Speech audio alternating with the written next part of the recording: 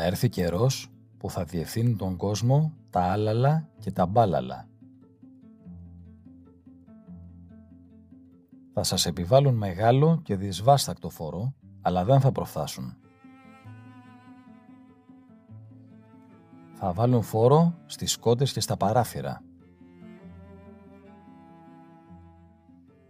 Όταν θα ειδείτε το χιλιάρμενο στην άσπρη θάλασσα, τότε θα έρθει. Όταν θα ειδείτε το χιλιάρμενο στα ελληνικά ύδατα, τότε θα λυθεί το ζήτημα της πόλης. Όταν ακούετε ότι ο πόλεμος άρχισε, τότε κοντά είναι. Θα έρθει όταν έρθουν 2 καλοκαίρια και 2 Πασχαλιές μαζί. Θα έρθει ξαφνικά, ή το βόηδε στο χωράφι, ή το άλογο στα λόνι.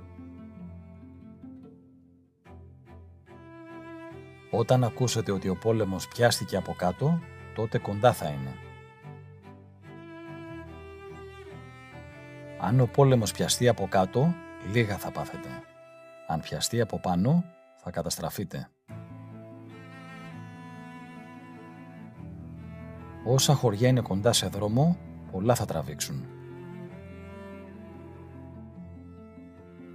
Θα ειδείτε και τακτικό στρατό, θα ειδείτε και ρέμπελο. Από αυτούς, πολλά θα υποφέρετε. Θα σας ζητήσουν τα ντουφέκια, να έχετε διπλά, να δώσετε το ένα και να κρατήσετε το άλλο. Ένα ντουφέκι, 100 ψυχές θα γλιτώσει. Θα ζητήσουν να σας πάρουν και στρατιώτας, δεν θα προφθάσουν όμως. Με άλλους θα κοιμηθείτε και με άλλους θα ξημερώσετε.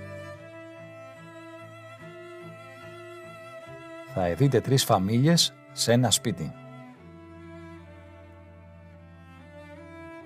Πολλοί θα χάνονται από την πείνα. Οι πλούσιοι θα γίνουν πτωχοί και οι πτωχοί θα πεθάνουν.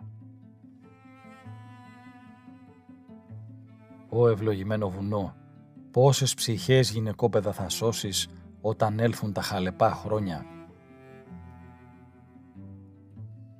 Μια χούφτα μάλαμα, μια χούφτα λεύρη. Αν βρίσκουν στο δρόμο ασήμι, δεν θα σκύβουν να το πάρουν.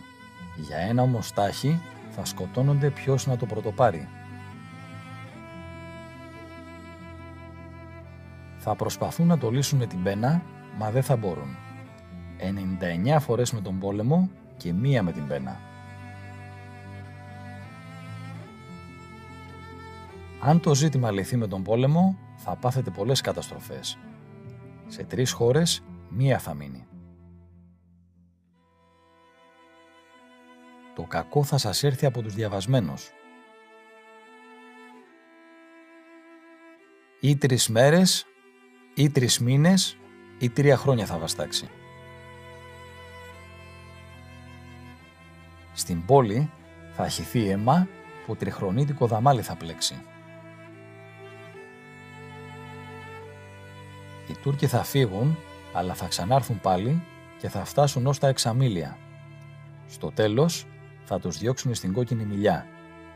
Από τους Τούρκους το 1/3 θα σκοτωθεί, το άλλο τρίτο θα βαπτιστεί και μονάχα το 1/3 θα πάει στην κόκκινη μιλιά.